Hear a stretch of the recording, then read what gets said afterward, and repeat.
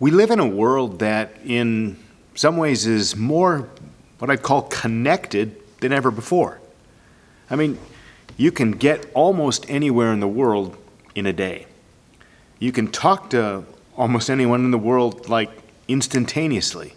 You can see anyone in the world via Zoom or FaceTime or any other number of those video chat apps. You can see them anywhere in the world kind of just like that.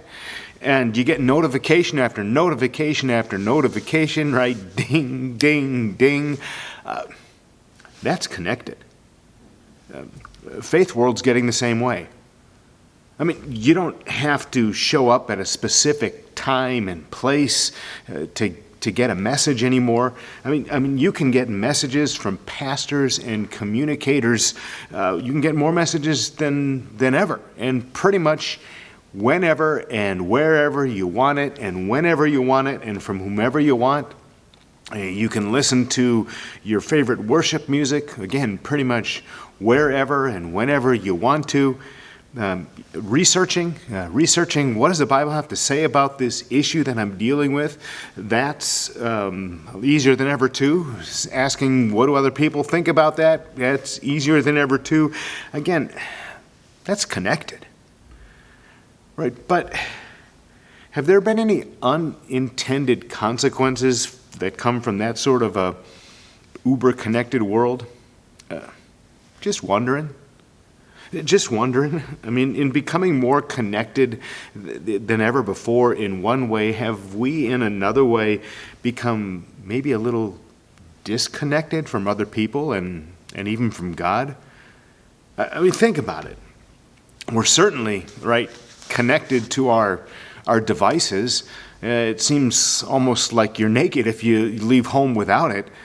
But do you ever look up from those devices when you're walking along? Do you even look up from them long enough to have face-to-face, eye-to-eye contact with somebody that you're talking to? The moment you hear the ding, do you turn from a person to your device? Do you even watch things together with anyone anymore? Or is everyone in the same household on their own device in a different room watching their own thing? Is that really connected? And although there's an almost instantaneous worldwide communication, like I mentioned before, statistics also say that loneliness is at almost epidemic proportions throughout the world, and even greater among young people.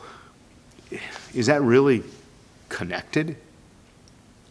And if you happen to have a problem, an issue that you want to deal with, you don't necessarily have to talk to a person anymore for some advice, some help with that. AI will do it for you. Is that really connected? And what about spiritually? Spiritually, can all that accessibility to information give you the illusion of being, well, super connected when the reality is not really? I mean, can you have all this knowledge, but at the same time have a much more superficial relationship? Knowing things about God and living a godly life, knowing what that's about, while there's not much what you'd call growth or fruit in those areas of either how you love God or how you can show that love to other people. And is that really connected? I mean, or could it be with all that this connection that we have, that we're still missing something important, something relational, something spiritual? Could it be that we were made for more than we're currently experiencing? Jesus thought, though. Jesus thought that living connected is important, really important. Living connected with each other and living connected with Him.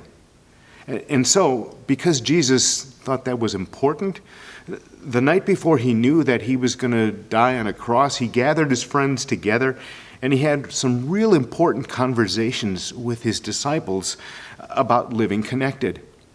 I mean, Jesus' friend John, who was there, records that in chapter 15 of his book. Listen. I am the true vine. My Father is the gardener. He cuts off every branch joined to me that does not bear fruit. He trims every branch that does bear fruit. Then it will bear even more fruit. You are already clean because of the word I have spoken to you. Remain joined to me, just as I also remain joined to you. No branch can bear fruit by itself. It must remain joined to the vine. In the same way, you can't bear fruit unless you remain joined to me.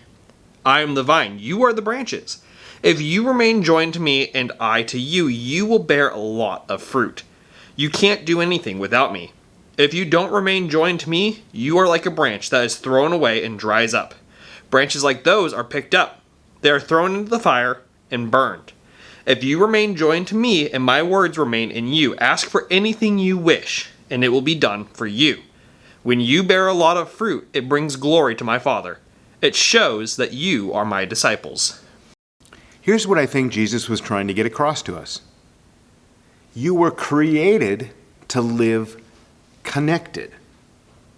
Right? You were created to live connected. That's the natural order of things. There's a level of dependence and a level of interdependence among living things. For example, branches come out of a trunk of a tree, shoots come out of a vine, flowers grow from the stem. And what happens to a branch or a shoot or a flower when they're disconnected from that? Well, it dies. Not always immediately, but always, always, always eventually. I mean, it may take a while for that reality to set in. My daughter had some beautiful flowers at her wedding last month, but they were cut flowers, right? So they're not going to last. The flowers that you give to your wife, same thing. I mean, she puts them in water to help them last a little bit longer, but again, they're cut flowers, so eventually they're going to dry up and die. The branches I trim from the trees and the plants in my yard, well, they're still green when I cut them off and put them in the yard waste container, but again, soon that green's going to go away. And the Christmas tree that smells so good when you first bring it into the house, well, again, same thing. No matter how much you water it, eventually the needles are going to get brown and brittle and fall off and make a mess on the floor. And Jesus is making the same point here when he says, I'm the vine, you're the branches. He's making that same point about people. You were created to live connected, not only with other people, but especially with him. Right? See, Jesus' point is that our spiritual life, it comes from Jesus. And our spiritual life flows from Jesus. And our spiritual life is sustained by Jesus. That's why Jesus said this. Let me read it to you again, verse 4. Remain joined to me, just as I also remain joined to you. No branch can bear fruit by itself. It must remain joined to the vine. In the same way, you can't bear fruit unless you remain joined to me. And let's take that lesson from nature even a little farther. All right, Jesus' point here is not, well, you get your spiritual life started with Jesus, but then you can take it from there yourself. You can do things your own way, independent from him, and expect something beautiful to grow. I mean, do you grow fruit like that? Do you grow fruit that has a branch that has a little fruit on it? Do you then see the fruit coming out and take it off the vine, take it off the tree, and let it be by itself for a while, and then, stick it back on, get some duct tape or something, and then let it be there for a while, get a few nutrients, then take it off again, let it be by itself, stick it back on, get the duct tape back, get a few nutrients, take it off, let it be by itself, stick it back on. That doesn't work. Back and forth, back and forth, back and forth. connected, separated, connected, separated, connected, separated. It just doesn't work. The fruit never grows. So why would you think that that would work in your spiritual life? You were created to live connected. So stop and think about a part of that for a minute. What are you doing right now to stay connected to Jesus?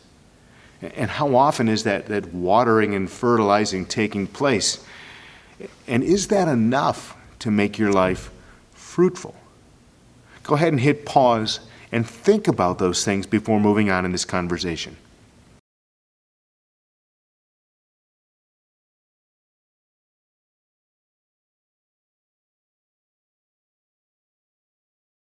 So let's drill down on that last question about being fruitful.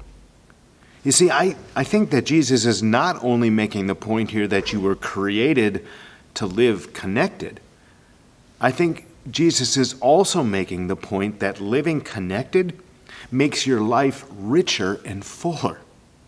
Right? Living connected makes for a richer and fuller life. Let me illustrate. Some of you might know, who know me, know I'm a terrible artist. I mean, even if you haven't been around me, you could look at my signature and probably guess that. I just can't draw. Not well. I mean, even stick people seem to be a challenge for me. But I did learn how to draw a tree way back in grade school art. And here's the process as I remember it. The first thing that you do is you draw the trunk. You start with the trunk of the tree because that's not only the life of the tree, it's the structure. It's the structure, the base for the structure. So you have to start there. Now to take that carry that over to the analogy of our faith like Jesus does here, and it's what it's saying is you start with Jesus, not with you. Okay? Start with the trunk. Start with Jesus, not with you. And the next thing you do is you draw a branch. And the branch comes out of the trunk and it stays connected to the tree. Right? It has to stay connected to the tree because that's the source of its life and the source of its growth. And again, carry that analogy over to faith like Jesus does here. And what he's saying is you grow from Jesus. You grow from Jesus. You grow in Jesus. You have a very personal and intimate relationship with Jesus. You and Jesus are connected. But now if you're picturing how I'm drawing that tree, the trunk and then a branch, if there's only one branch, doesn't look like much of a tree, does it? With only one branch coming out, it looks kind of silly. It looks deformed. It looks unhealthy. It's a stupid looking tree. And yet, sometimes it seems as if that is how people approach faith life. As if, well, me and Jesus, that's as good as it gets. That's the perfect plan, the perfect design. Jesus and me, we're tight, we're connected, so what else could you need? Well, how about some other branches? Some other branches. That's how I learned to finish out the tree. I mean, you just don't make one branch. You add some other branches, and then you add leaves and you add fruit. Isn't that the way the tree is supposed to look? Again, same way with our faith life. Some people get the idea that faith life is just about God and me. While the truth is, we were never designed or intended by God to be alone. We were both created to live connected, and our life is richer and fuller because we are connected. Right? See, faith is personal. It's intensely personal. But faith is not private. It's personal, it's not private. Not only are we meant to connect with Christ, we're also meant to connect with other Christians. So that when we feel lonely, so that when we have some struggles in our lives, we actually feel some support and companionship, and we have some beauty in our lives when our own leaves seem to be drying up. I mean, here's how the Bible puts it. Jesus said it this way, John 15, I am the vine, y'all, all of you are the branches, plural. 1 Corinthians chapter 12. Now you, again, that's y'all, group, are the body of Christ. And each of you is a part of it. See, God designed it that way. God designed it that way, and it looks better that way. It's more beautiful that way. It's more fruitful that way. I mean, many branches together, not just one branch all by itself. Many branches joined together bear a whole lot more fruit than just one branch all by itself, right? And it looks way better than one branch all by itself, right? So stop and think about this for a moment before moving on in this conversation. What are you doing right now to connect with other Christians? What are you doing right now to connect with other Christians? And then as you think about that, think about this. If you have done that, how has your life been richer and fuller for it? Go ahead and pause and think about that before moving on.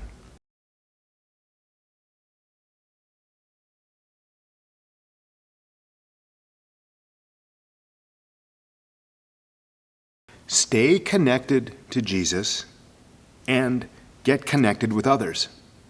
That's what makes a beautiful tree, right?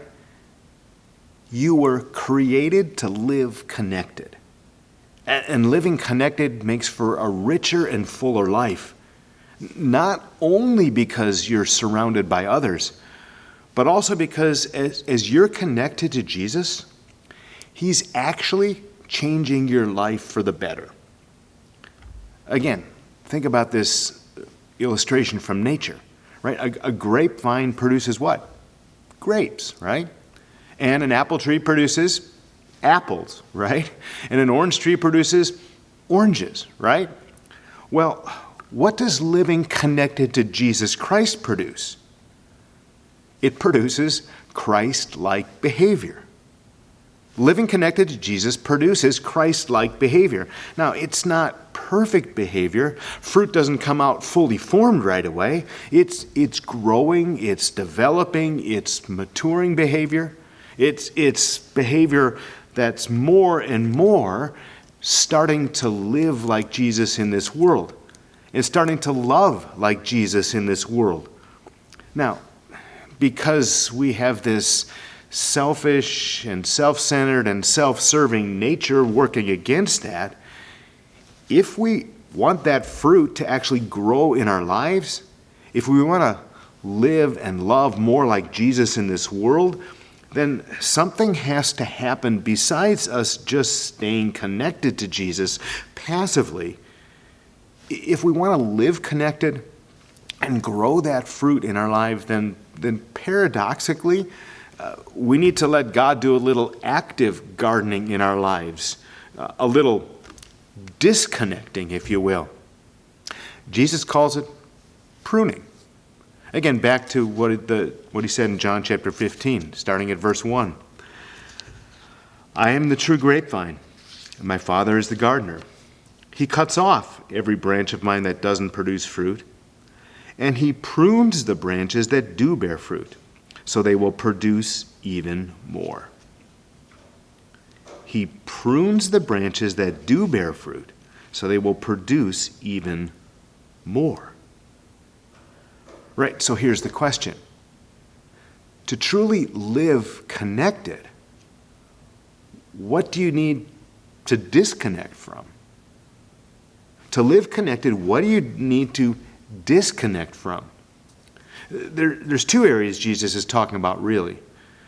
Number one, there are things in our lives that ought not to be there, right? Attitudes that are unhealthy, actions that are not consistent with God's way or God's character or God's commands for us. Those things need to be cut away, or they're gonna hurt us. They're gonna harm us. They need to be cut away. We need to disconnect from them so we can stay healthy and more fruitful. But there's also a second thing that Jesus is talking about here. There are other things that are there, good things that are there, that also might need to be pruned or cut away in order for the plant to be more productive, in order for it to grow bigger and better and healthier fruit.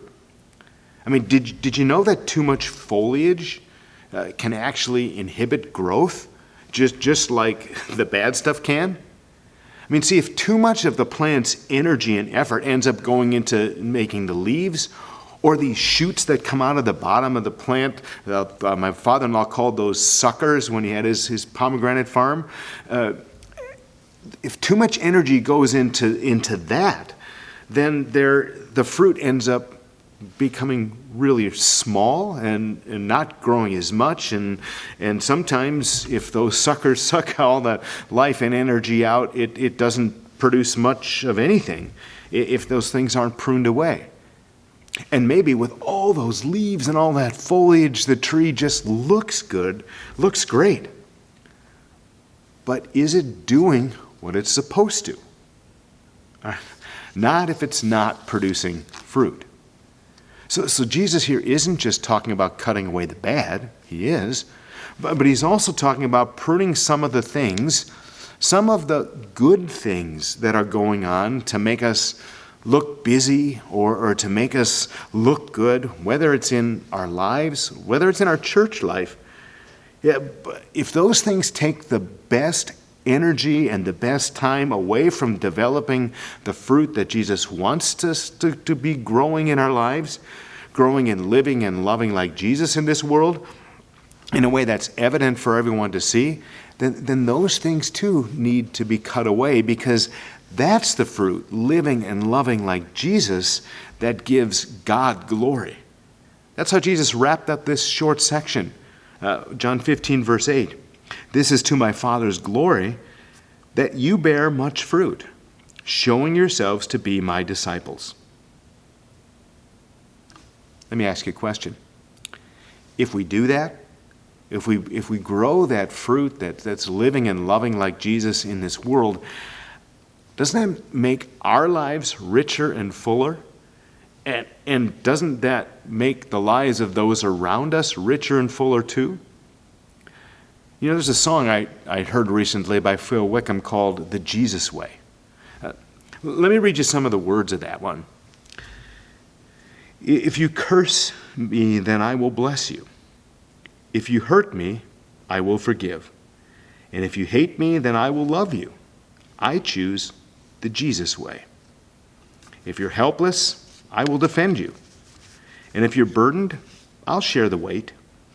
And if you're hopeless, then let me show you there's hope in the Jesus way. I follow Jesus. I follow Jesus. He wore my sin. I'll gladly wear his name. He's the treasure. He is the answer. Oh, I choose the Jesus way. The Jesus way. Now, if you were growing in living and loving in some of the ways that song was talking about, the Jesus way, wouldn't that make your life richer and fuller? And wouldn't that make the lives of people around you better? I think so. Or perhaps you're more familiar with this verse from the Bible, Galatians chapter 5. But the Holy Spirit produces this kind of fruit in our lives: love, joy, peace, patience, kindness, goodness, faithfulness, gentleness, self-control. If that's the sort of fruit that's growing and developing in your life, wouldn't that make your life richer and fuller? And wouldn't that make the lives of people around you better? I think so. See, that's what living connected looks like. It's what you were created for, and it makes your life and the lives of those around you richer and fuller. And it also helps point other people to Jesus. Now, how do you get there? We'll follow the process. Connecting with Jesus continually, connecting with other Christians continually, and pruning some stuff, both good and bad, that needs to be cut out of the way for the sake of bigger and better fruit.